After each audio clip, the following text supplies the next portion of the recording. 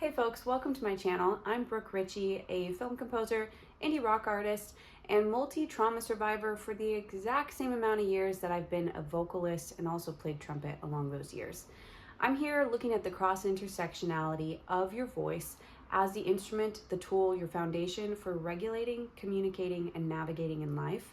And I'm also trying to bridge the gap in our world between folks who have maybe grown up in abuse, in trauma, and those who have never dealt with it, and calling to account that we need to work on this as a global effort to heal our global nervous system. Like we have a global consciousness, we also have a global nervous system that we have to take care of.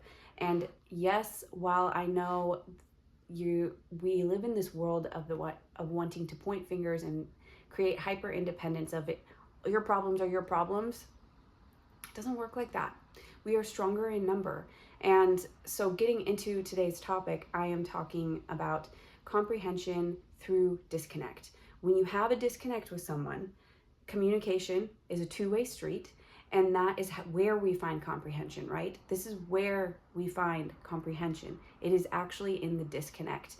And because the disconnect tells us that there's two different lives at play, that there's two different stories at play, and we have to reconcile those together. So envision this with me. You are on the road and you are in the right lane or the left lane if you're not in America, because we're like one of the only countries that does this, but you're in your lane of traffic, right? You're going your way. You came from your from your place.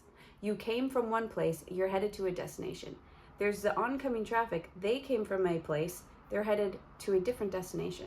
Communication is a two-way street, and it's exactly like this on the roadway. What causes and prevents crashes from happening is respect for that middle line of that is your place and this is mine, right? So if you've ever been someone who's thought, what the heck was that? Why don't they just understand? You're offended by what something said or did. This is really for you. If you're someone who's also confused on maybe this person had this on their calendar for 3 weeks. Why at the very last minute, right, did something go wrong? Like, why didn't they prioritize better their time? Or you're confused on a lack of motivation or on a lack of initiative and engagement in things.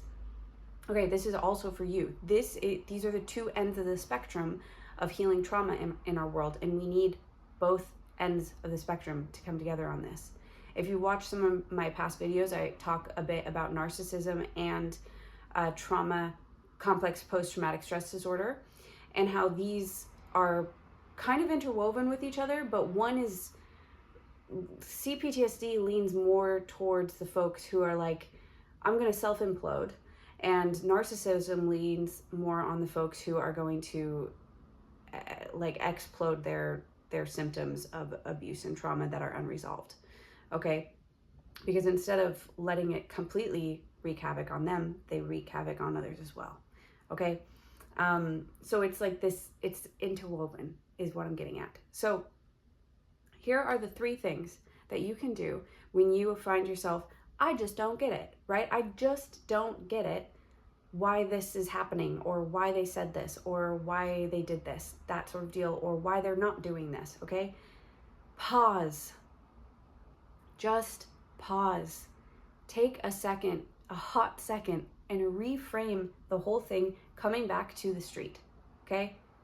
Completely different place. They came from a completely different place, completely different background, completely different ancestral stuff, completely different generational curses or blessings, right?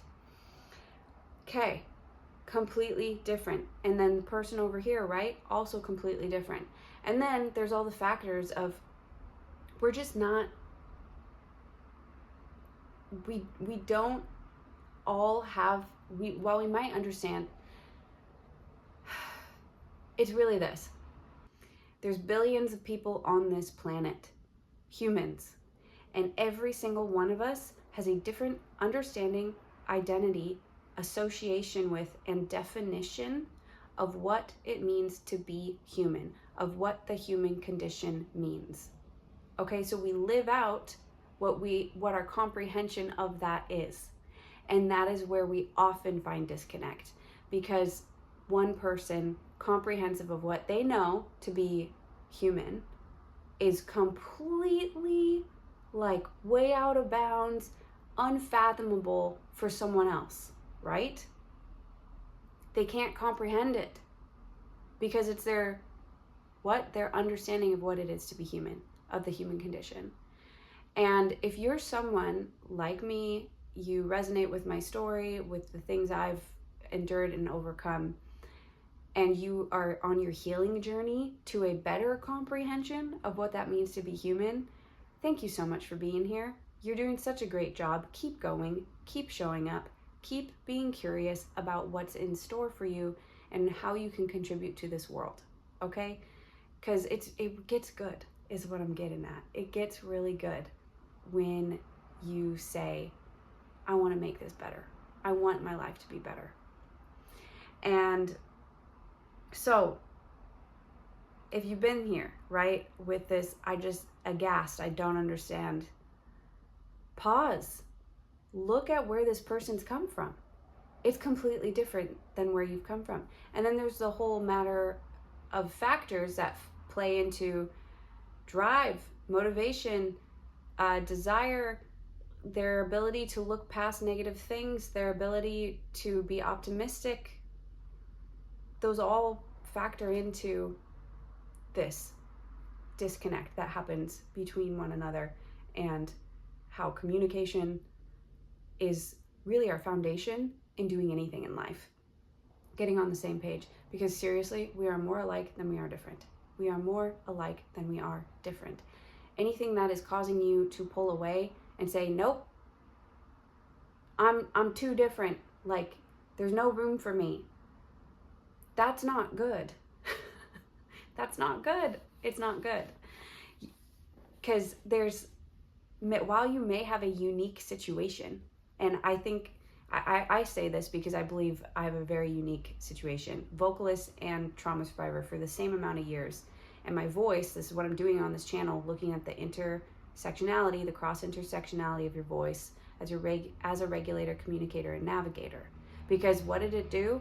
My voice, it either suppressed my trauma and protected it from being seen, or it exposed the things that were holding me back so that I could free myself. It's really your voice that's going to do the movement for you. You got to move your voice. So you got to pause. You just have to pause. Pause, reframe, take a moment to look at where this person is actually coming from when something may happen that just seems way out of who they are, right, as a human. 2, if you've been hurt, speak up. This goes for one end of the spectrum, and then the other end of the spectrum would maybe be confusion, right? You're confused on why this person isn't doing something or doesn't take the initiative, or why it seems like they always tend to fall short when it matters most. That's not a red flag. It's actually the person probably trying to protect themselves in some way and also communicate very, very subtly. And this is the thing in our world, communication, especially with trauma, it's very subtle, which causes, I think it can cause some real confusion. Sometimes it causes confusion and it causes distrust even, because the thing about trauma survivors of abuse, the second they say the thing, they have to face the truth of it. And that's the thing in us, all people, that we don't want to have to look at. This is a knee-jerk response we have to looking at pain, trauma, anything that's associated with guilt and shame.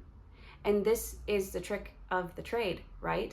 Is you're looking at me, you're here looking at me, and you don't want to have to accept if you care about me. If you're like, this person is inspiring and amazing, I can't believe this stuff happened to her, right?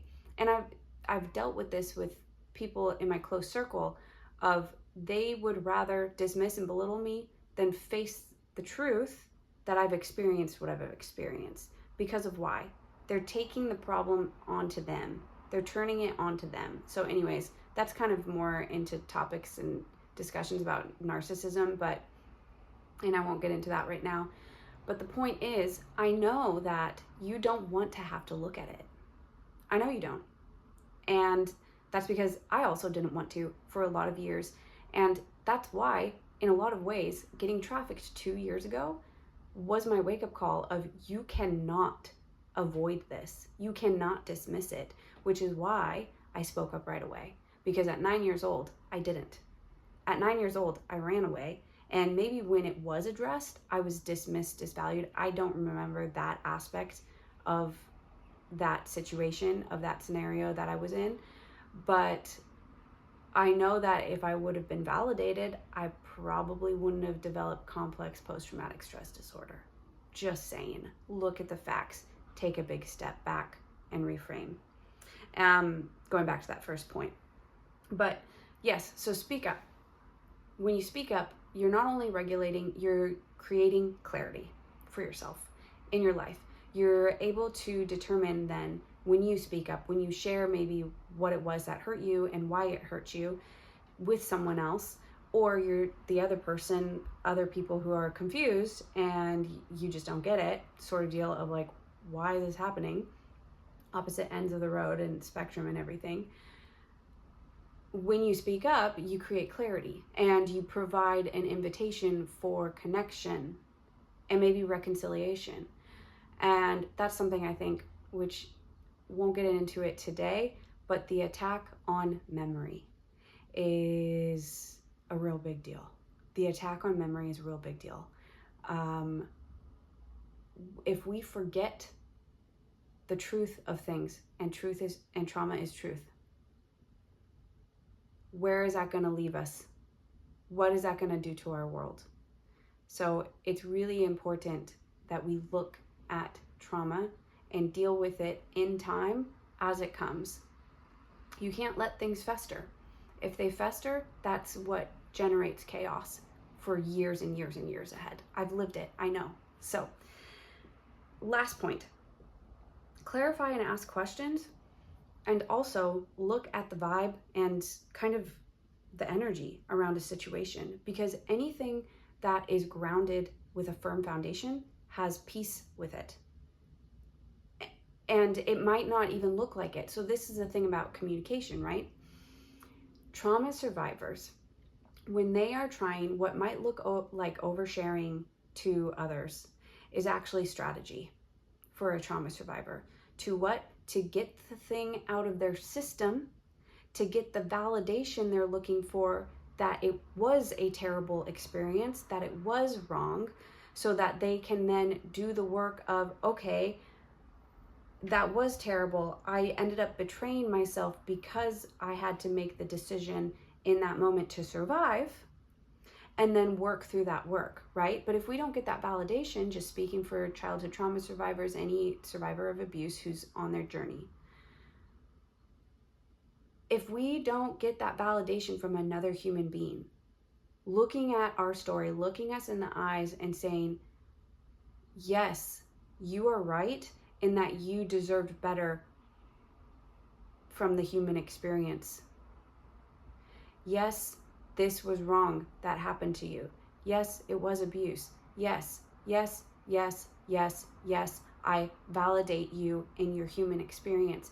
Because if we're not validated, this is going back to my first topic point. Our understanding and definition of being human is then what? Nurtured. So whatever that abuse was, whatever that trauma was that happened to us, when we're not validated, it's further ingrained in us, survivors, that's what it means to be human. Which is why I say speak up. Third, clarify and ask questions and look at the energy and vibe around a situation. On the energy and vibe in a situation, anything that comes with a firm foundation that's rooted in truth is going to feel secure. It's going to be secure. It's going to have that firm foundational feel. It's going to be a statement. It's not going to be a question, right? It's going to say, and just speaking from experience, I let the whole world know what my whole traumatic experience in life has been. Why? Because I know it's truth. That's why. And I stand on that truth because it's been my reality. And now, since I've found people that have validated me in this pivotal step, right, of finally exposing it all, I found clarity with myself in my life. And that's what you can have too if you are a survivor of abuse, of any kind of trauma, especially isolated abuse,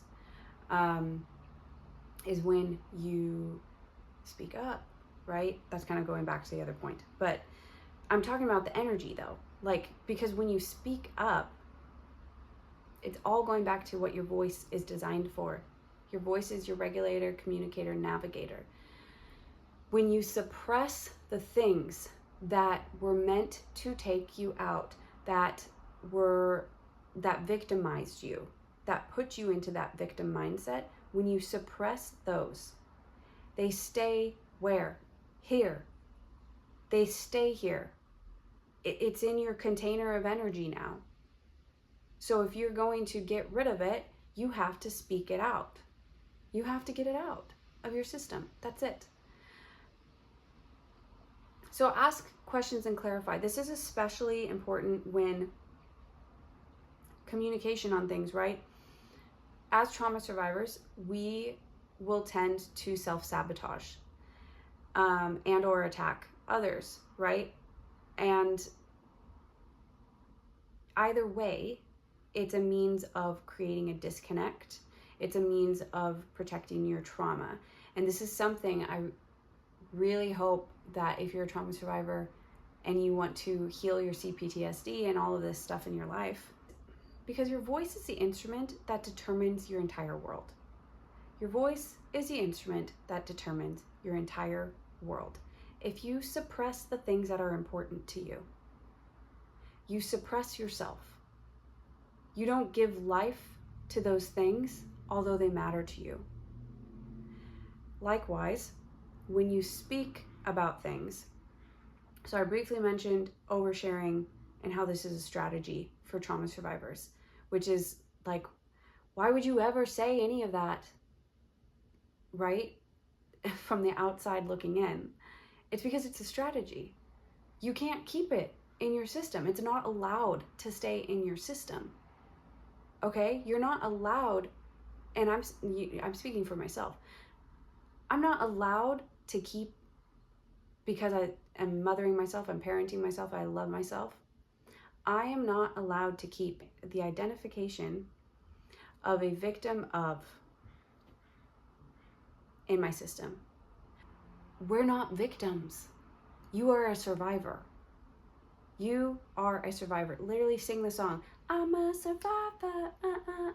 Like, you gotta adopt that over victim, because when you keep associating with victim, that's what you associate in being a human, right? There's no achievement there. There's no success there in being a victim. What I am allowed is to acknowledge that truth, and I'm allowed to say, that is a terrible experience. I will never go through again if I can so help it. I will never experience that again. Not as a means of control, but as a means of, I experienced it, I don't want to experience it again. That's simple. It's that simple. And then you pivot from there and you focus on the things you do want. Okay? That's it. That's all I'm getting to. So asking questions is important, whether and clarifying. And you can do this just in reflection or directly with someone. This is important because what does it do? It provides that clarity, and it also extends an invitation for connection.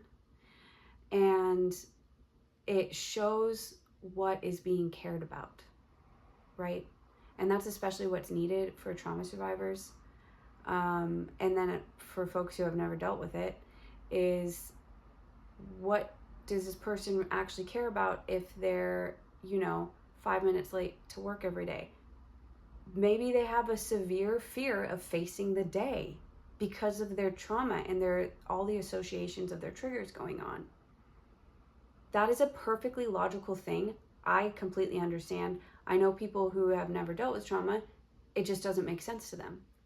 But that's why you take a step back, reframe, you pause, you clarify, you ask questions, you look at the energy around the situation, the person, the conversation scenario. Okay? So I hope this helped you, and please drop in the comments below what you think on this. If there's any topics that you'd like me to address, any kind of video you want me to make on this stuff, please go ahead and drop in the comments below what you would like me to discuss and talk about. And if you are someone on your healing journey, I just want to say you're doing such a great job. I am so proud of you. Please keep showing up. I'm so glad you're here. I am so glad you are still here and you are being curious about what's on the other side of your healing, of overcoming everything you've endured and been through. I know it's hard, but it will get better. The quicker you talk about it, the quicker you'll be past it. And on that note, if you'd like to join me in Amplify Your Voice or Scapegoats United, links are below for that.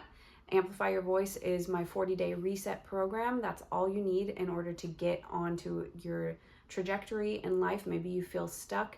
You feel vocally like there's so much emotions weighing you down and you're trying to get stuck and you just don't have a lot of clarity. If you're someone that knows there's a problem in your life but you don't know what it is, this is also for you. I designed this program after I recovered my 15 years suppressed traumatic memory after coaching myself. And I did that without a therapist or pharmaceutical drugs. So that's for you. If you want to join Scapegoats United, that's my monthly membership for scapegoated adult children. Something happened, you were abused, you were misused. The point is, you're not the scapegoat anymore. That's the victim side of your experience. We're going into, you're the GOAT, the greatest of all time, and you're the overcomer. You are the achiever. You will succeed past what you've experienced. And that's when you step into your agency and acknowledge, oh yeah, they chose me because I am powerful, because I am valuable, because it was just an easy cop-out for them, whatever it was. Okay? So I do hope this content helped you, and I will see you guys in my next video. Thanks again for being here, and I hope to see you in Amplify Your Voice or Scapegoats United soon. Thanks and peace.